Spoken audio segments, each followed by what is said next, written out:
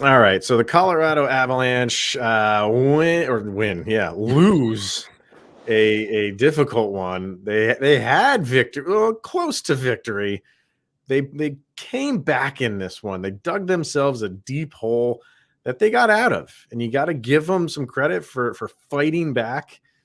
But a penalty at the end, and the Panthers put home a late power play goal. We'll talk about that specific power play that they had, and so much other things to get to in this game. But the Avs drop another one. Get your popcorn ready, get it stuck in your teeth, because we got another episode of Locked On Avalanche coming at you. You're Locked On Avalanche, your daily podcast on the Colorado Avalanche. Part of the Locked On Podcast Network, your team every day.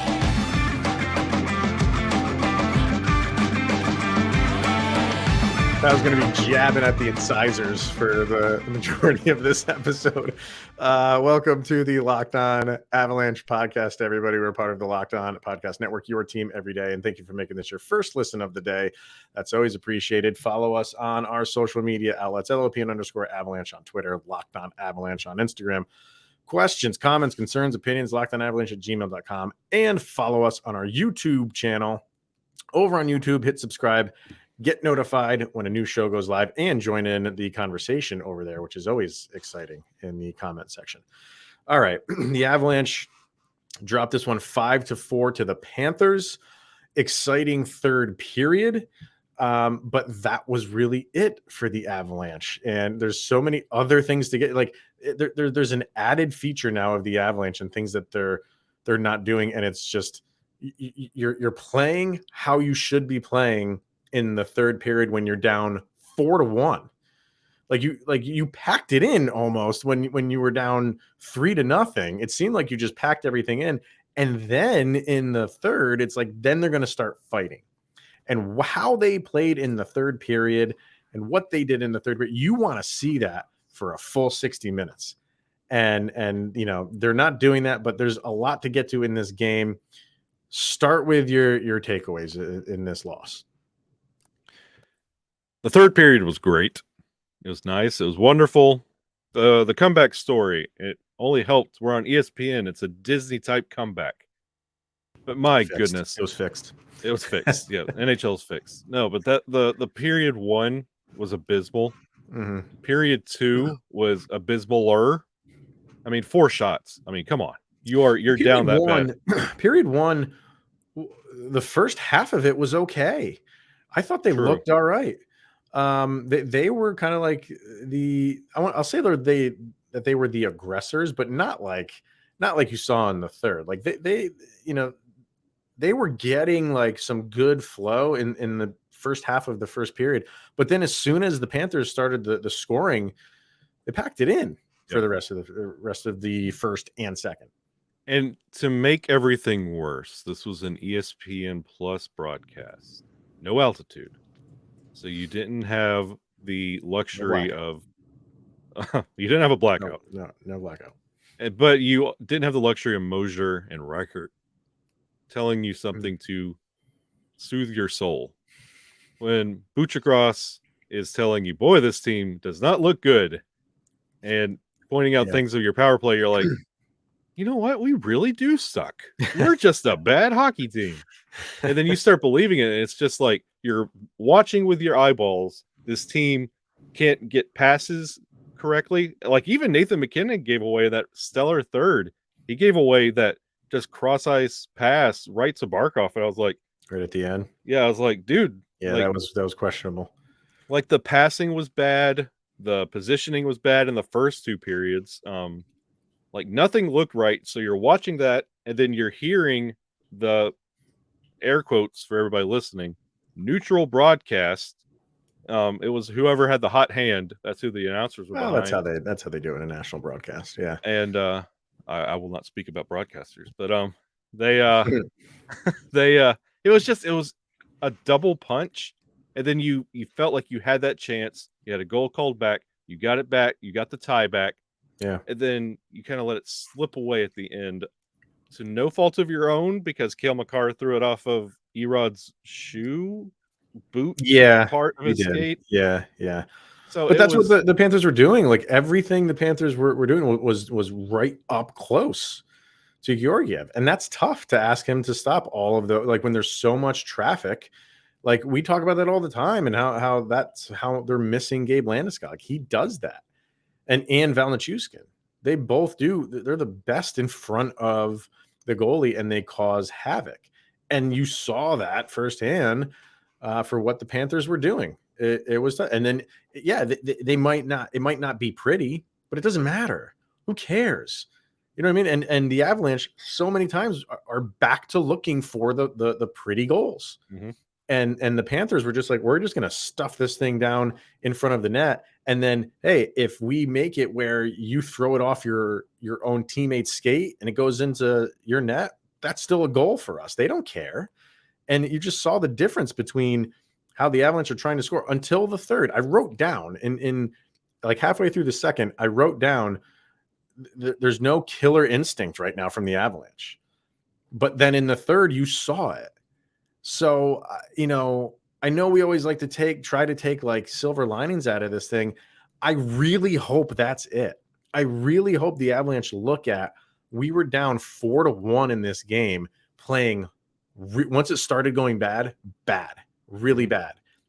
Couldn't get anything going. Like the 4 shots on net in the second. What do they have in the third? I know at one point it was 19. like, I was going to say at one point it was like 12-0. Yeah. But I really hope they correct what happened in the first half of the game, and even more than that. But then look at the third and say, like, that is how we need to play all the time. We can't just go through the motions. Yeah. We can't just casually bring the puck up and Devon Taves on that offsides play. I know, like, that's when you were really like the comeback was in full effect and you scored a goal to tie it. That arena is going nuts. And you look back and it's a clear as day offsides. Why? Because Devon Taves is kind of just casually skating in. Like, you have to be diligent on every single play. Drag the leg. Don't just take that drove me crazy when I saw that, because it's like you fought back and they eventually scored again. So they had to, they got the other goal. So good for them. But you can't have those mistakes when you are in full throttle of a comeback effort. And I just, again, going back to my original point, I really hope the Avs look at that third and say, that's how we need to play for 60 minutes. Stop going through the motions for the first 40 minutes of a game before you decide to kick it into high gear when you're down by 3 goals. And you want to see what we got accustomed to last year, is that playoff intensity. But if the Avs keep playing this way, the Wild went down against New York. In overtime, but still.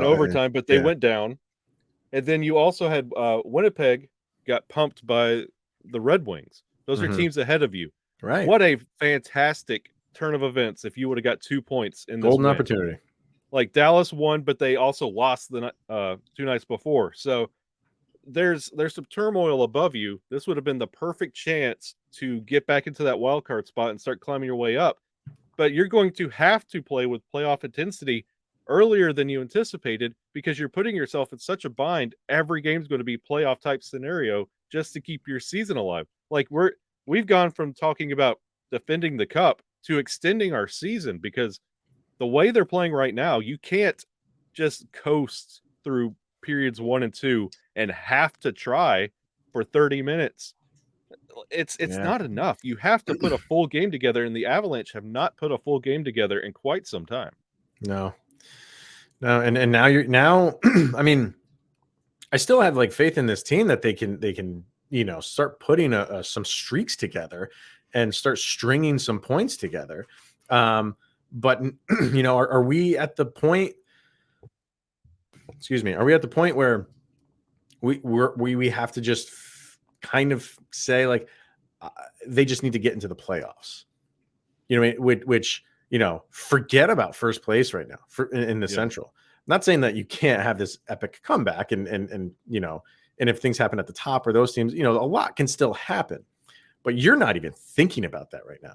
You're thinking like, we literally have to take this period at a time. Like, we can't even take it a game at a time right now. We have to take it a period at a time, and we just have to start getting back to how we play. I don't want to hear about who's not there. We know Landeskog's not going to be there for a little while. We know Byram's not. Maybe Nichushkin comes back. But we said this in the crossover with Armando. There's enough guys back right now that you should be playing like you did in the third period all the time. And like, the excuses are out the window. You got to start playing with that sort of intensity. There was zero. Once you got down, there was zero intensity, nothing, and it showed. It really showed. And the way to climb out of holes like this that the Avs have put themselves in because of injuries and just their quality of play, you have to start winning periods. And if you lose that first period as bad as you do, we always talk about the patented Jared Bednar intermission talk. Mm-hmm. You have to go out in that second period and play better than you did in the first. And it was the opposite. It was the opposite. Yeah. And you had your back up against the wall, getting embarrassed in your own barn in front of your fans. I heard boo birds in Ball Arena. Like, that should tell you the quality of play that you have. Like, you have to wake up. And they did exactly what I was hoping they would at the end of the first. They got a goal back. You know what I mean? Like, so you're down 3-0. You get a goal pretty late. Well, I mean, there was only a couple minutes, if that, less than a minute. That was at 1906. Less than a minute with Cogliano. So great. Okay. Did not play that well in the first, clearly, but you got one back. 3-1 is manageable. Now you just regroup and you come out, you're at home, and you build on that. And they completely didn't in the second. Like A+ in the third. Like, you went from maybe your not your worst period in the first, maybe your worst 10-minute stretch in the first, to maybe your best period of the season in the third. You can't have that dynamic. You can't have such an up and down graph lines from how you're playing and the effort that's exuded there. You can't. So give them credit for fighting and turning things around in the third. It's self-imposed. You had to fight. It's self-imposed. You had to. And this team, I don't ever think this team is just going to completely just lie down. Not when you have guys like Nathan McKinnon on your team. But for a little while there, it looked like it in the second. And they had a chance to either send this thing into overtime, or maybe who knows what could happen at the end if you get another goal and end this thing. But a no call and then a call kind of doomed the Colorado Avalanche. So we'll talk about that and more individual players to get to, and stats, and of course a sound check that we have to get to. But first, we're going to discuss betonline.net. It's your number one source for sports betting info, stats, news, and analysis. You can get your latest odds and trends for every professional amateur league out there. From pro football. The college bowl season is now over, but you can probably bet on who's going to win next year's. And we all know the Auburn Tigers are going to win. Oh, that would make my day. I was going to say the Auburn Tigers are going to win a game. One game. You bet. Go Chiefs Freeze. Here we go. To the basketball season and, of course, the NHL. We've got it all at betonline.net. If you love sports podcasts, you can even find those at BetOnline as well. We're always the fastest and easiest way to get your betting info. Head to the website today or use your mobile device to learn more. That is betonline.net. It's where the game starts. All right, so Avs make this good comeback. They kind of the fortunes turn. They start playing with much more energy and jump, and they're 2 goals in 22 seconds between your goal scorers, between Mikko Rantanen and Nathan McKinnon, and you're cruising. And there is a then you get the offsides, which is offsides, and then Compher ties it up. Okay, now we're fast forwarding to the end. There's a no call, which I don't know how they missed that on against JT Compher. Took a high stick right to the grill in the neutral zone. It wasn't like the puck was against the boards, and it's just a tight group of guys. It was right out in the open. They missed the call. Puck goes into the Avalanche defensive zone where Mikko Rantanen does hit Nick Cousins high. But in my opinion, and I am not being a homer here, he acted with, I put up on Twitter, Golden Globe-esque award. Mikko had a penalty, absolutely. But so did Nick Cousins. But they didn't call an embellishment call. They just called it on Mikko.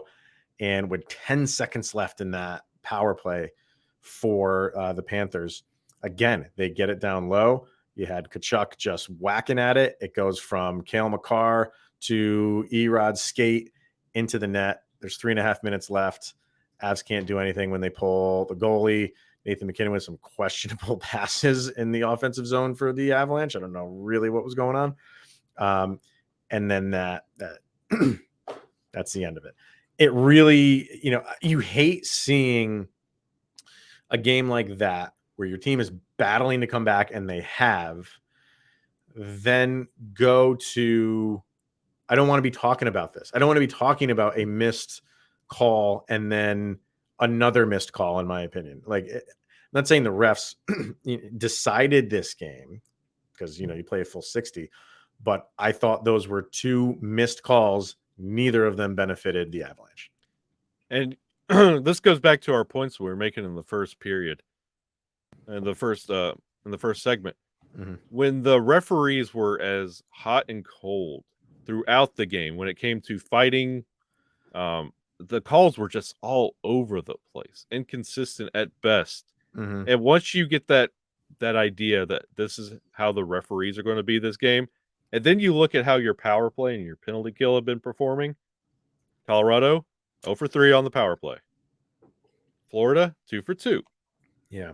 You can't allow the referees to dictate the game, which means you have to play a tighter form of hockey, and you play the opposite with the passing. JT not getting the call, the team semi-reacted to it, led to bad plays on the other end. And then, of course, the embellishment that did not get called, but that it was at this point in the game that there was a lot of extra after the whistle, a little chirpy, a little chippy. There was sticks being slashed and broken half and no calls. And it was starting to get out of hand. And that's when you need to start tightening the screws. And it just did not happen. I will say, though, and Mikko has to be a little bit smarter there, too. Yeah. He can't let his emotion get the best of him there. I get his frustration. I would understand it more if the high stick happened to him. Yeah. Didn't even happen. It happened to JT Compher, and he's kind of like backing up his play. Okay, back up your play in a different way. But, Cousins' head was, he was kind of bent over trying to get the puck. You still can't hit him. He's not playing the puck. It's going to be interference. So you have to be smarter than that. So, I don't want to sit here and just completely say the refs missed it. It's kind of Mikko Rantanen's fault too for doing that in that situation. You can't do that. You have to be smarter than that. I know we kind of glossed over it real quick. JT Compher's goal was so filthy. The one that was the one that tied it up. Yes, the turnaround, just beautiful. Desperation, bar down. I don't give JT Compher enough props on these episodes. I wanted to put it out into the ether now. JT Compher, great year. You're good at hockey, my friend. He's having a good year. And it was a huge moment because, like we said, the Avalanche had the tie goal taken away. Mm-hmm. It was after, I think Compher was in the penalty box, and so was somebody from the Panthers, because they just put him in the, like you're saying, like I think the refs were trying to regain control because it seemed like after it was little scrums here and there. So they put them two in the penalty box, and it was a 4-on-4. And if you watch the Panthers during that 4-on-4, they just played keep away. Yeah. For almost a minute and a half, because they knew, okay, like this Avalanche team, they're on a roll right now, and now they have more ice to deal with, and they have all these, these freaks of nature offensively. We can't give them the puck. It was almost like overtime, like 3-on-3, where they would go into zone. If they didn't like anything, they just bring it right back out. And what happened? when they turned it over, goal by the Avs. Was disallowed because of the offsides, but you saw like that's when the Avs were humming. And so, okay, I genuinely felt like, hey, that sucks that it's offsides and they took the goal away. But just the way the Avs were playing, like I had all the confidence in the world that they were going to get it back. Yeah. Because you started to feel like this is the Avalanche team that we know, this offensive ability that they have. We know that they can do it. And they did on a great JT Compher goal. Yeah, usually on those calls, when the goal is reversed and taken back, you can kind of feel the emotion that's being pulled out of that moment. And you didn't with the way the Avs were playing at that certain moment in time. Yeah. You felt like, okay, that's fine. Let's just line back up, drop the puck. We'll go get the next one. There was no hesitation. There was no fear. And I was with you, Chris. I felt absolutely confident in where this Avalanche team was going, and I didn't feel like it was going to be a detriment that they pulled it back. No, because like everything happened in a short amount of time. Like this wasn't like over the course of the entire game you were battling back and you hadn't scored in like 20 minutes and you finally got that goal that you were just pounding to get.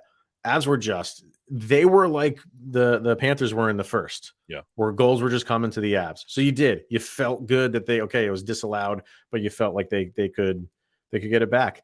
And it was in the second, the Avs had some chances. They had some good chances from their goal scorers. Mikko Rantanen got a puck 5 feet away from the goal. Nobody was around him because the puck was up against the boards on the other side. And I think it was McKinnon who threw, it was either him or Erod, threw a great pass cross ice. He's standing there and he misses the net completely. Like you don't see that from Mikko Rantanen this year. He's been great with everything he's doing.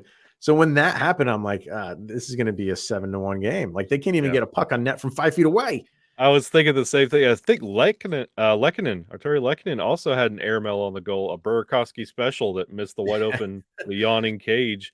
And I had that feeling where I was like, oh, I shouldn't have said 7-3 on yesterday's episode. I was like, that's going to be 7-3 the other way. I was like, oh, this is going to get me. But no, yeah, I was like, can we not shoot the puck? How hard is it to hit that net? Well, you had a 3-on-1 that Rantanen dropped back to Nathan McKinnon, and he threw it right into the crest. Yep. Right into the logo. You had one, it was on a power play where Sam Girard was right there and wide open net, but the puck was just bouncing and he just timed it right. You got to time that perfectly as it's hitting the net and it just bounced right over the blade of his stick. So when things are going wrong, they're going wrong. And when things are going right, and we saw it last year with the Avs, when things were going right, it was just like they could do no wrong. And it's this year, it's like nothing can go right. McDermott keeping the ice frozen with all the whiffs that he had. He had one. Eric Johnson had a. Oh yeah. I would rather whiff completely than take this massive shot that just gets the toe of your blade that just trickles into right into the house. Like that's a little bit more embarrassing. All right, so stats wise, let's see what we got here. 37 to 31 shots on goal, favor of the Panthers. Another 55 to 45 loss in the faceoff percentages, which that just seems to be the number. Yeah, they're just copying and pasting the stats now. Like you said earlier, 2 for 2 for the Panthers on the power play, 0 for 3 for the Avalanche. They have gone from the number 1 power play unit. At this stage in the season, you're going to get a little bit of movement where you are in the power play ranking. If you're number 1 and you go through a bad stretch, you might drop down to number 3. The Avs are now 11, and maybe after this game, maybe they've dropped even further to 12. I don't know, but you don't see that much of a free fall. I mean, what are they, 1 for their last 23 or 24? I think they were 1 for their last 21 going into this game. If that's right, obviously they're 1 for their last 24.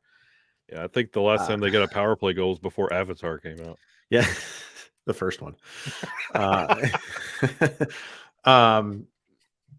It's if they can correct that, it would cure so many of the ills right now. It really, really would. It's just you're not getting the puck into the zone. It's all the stuff that we've been talking about. When it's bad, Kyle. When it's bad, and it's all for all the same reasons. And especially if you could just net one on the power play and your penalty kill is usually playing up to speed, not letting everything in. If they're sitting at 50% or 25% of like killing off those penalties, that's giving you an advantage. And you're not having these close games that are being forced to extra time and we're having to go overtime and shootouts. That eliminates a lot of it if you get the power play goal, what we used to do. I mean, to go from 1 to 11, this is great math for my my daughter who's in 4th grade, but my goodness, this is abysmal. Yep. Points wise for the Avs, you had 3 players with 2 points. You had JT Compher with 1 goal and 1 assist. You had Mikko Rantanen with 1 goal and 1 assist. And you know who the other player was who had 2 points? Erod? Curtis McDermott. Get out. 2 assists on the night for Kurt McDirt. And I thought maybe he had that first goal. And I'm yelling at Cale Makar, why are you're in the slot and you're passing it over to the wing to Curtis McDermott? But he fired a shot on net, which eventually it went to Cogliano, who got the first goal. But hey, I'm not going to question Cale Makar. If he wants to pass it to Curtis McDermott, go ahead for it, man. I don't know. And my 2 little footnotes: not one single Avalanche member sitting in negative points in the plus minus. Everybody is at net 0 or above. Martin Kaut, 1 shot. Just 1. In 7, almost 8 minutes of ice time. And you look at Nathan McKinnon. I mean, 11 shots on goal for him in the last game, only 3. I mean, he was trying. I mean, he's always going to, put out his best effort. But you had JT Compher with 5 shots on goal. You had Mikko Rantanen with 6 shots on goal. Cale Makar with another 30-minute night. So I don't know. You had, let's see, Mikko. This is Peter Ball put this up. Mikko Rantanen was still heated post game, mostly because of the no call on Compher. And this is, quote, can't be more clear. High stick. I'm not going to say anything about the refs. I'm just saying it was a high stick. Mr. Rantanen, you were over 3 on the power play. I don't know what that would about you. Well, yeah. I mean, he's got a right to be upset about it, but I think, like we said earlier, it's a bad call, bad no call.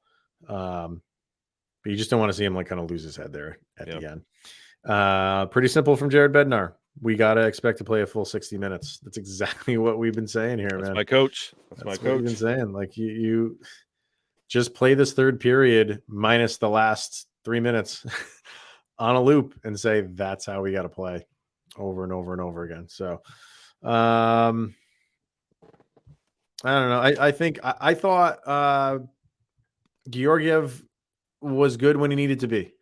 Yeah. I mean, rough first period, but that was more on the defense than really him. Yeah. And like I said, when a team is getting the puck in that close to you, it's tough. Yeah, it's tough. And I thought he did the best that he could, and fine. You let up those 3 goals. Like I said, more on the defense and really on you. But when your team is in comeback mode and they're just methodically, picking off goals, your job is to keep it there. Yeah. And he did. With the exception of that power play thing, but that is what it is. Yeah, he didn't allow the momentum to be taken away by letting up just some like fat little meatball. Right. And even with Tkachuk going time after time after time trying to get that goal in, it was Cale Makar to Erod to get that goal in on him. So right.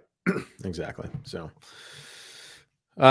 just I don't know. It's struggles city for the Avs right now. So you gotta take this and just continue to grow from it. So what do they have? 1 day off? Yeah, they have 1 day off, and then it's who are the game to get right. Chicago. Oh, come on. Please, guys. Please don't. Yeah, we're gonna. Oh, buddy. I don't want to go there. I know. I don't want to say the L word, but if they do, you have Avs fans riding in the streets. I'll have a completely different backdrop. I'll just be crying and just like ripping stuff off the walls. Let's see. I mean, we'll talk about the Blackhawks tomorrow, but the Blackhawks are on a 2-game winning streak right now. Broken but they clock's are right twice a day. Yeah. or as Goofy says, a broken clock is right 2 or 3 times a day. Hey. Are they playing as we're recording this? I don't know if they're playing. I don't think they played. No, they didn't. Are they playing on Wednesday? No. So they got a couple days rest. 3 days rest, actually. Wow. I think Kane might be out for the year, is what I'm hearing as well. Yeah, it's. I'm hearing it's well, not because he couldn't come back from the injury. I think he could. It's just one of those things. Was like, do you shut him down? Yeah.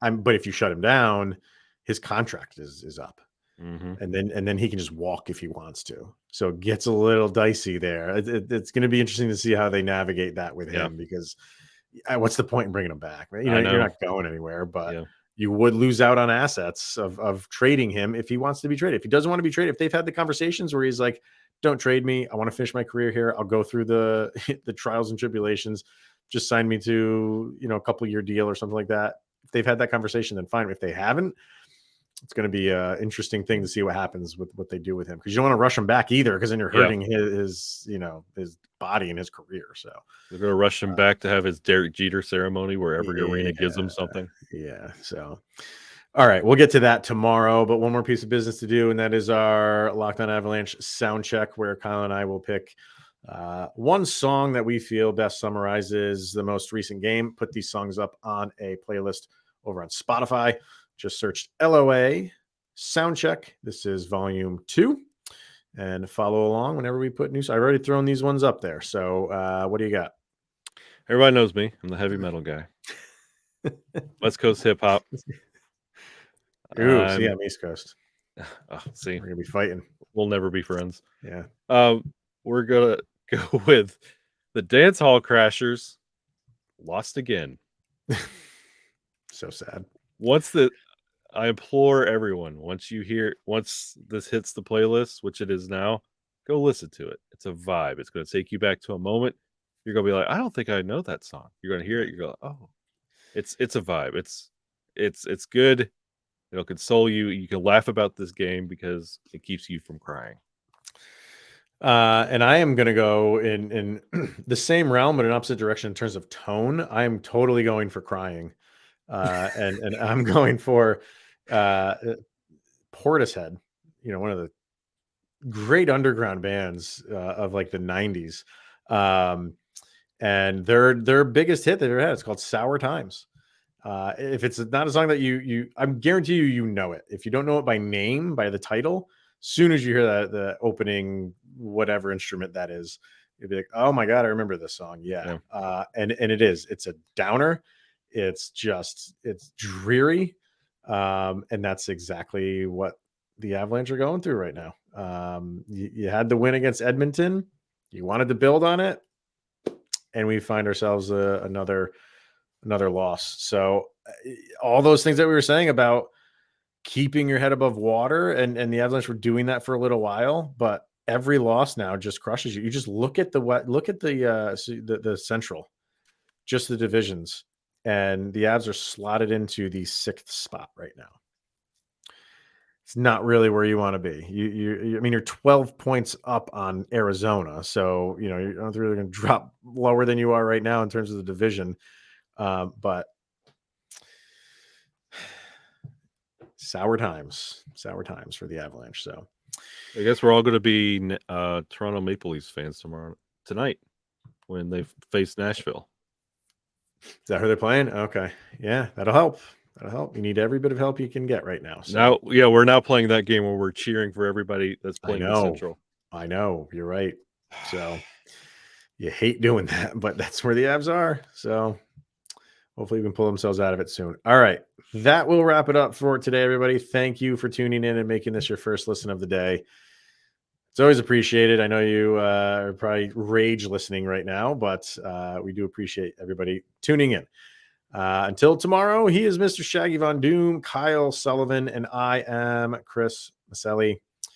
This is the Locked On Avalanche podcast, and we will see you guys tomorrow.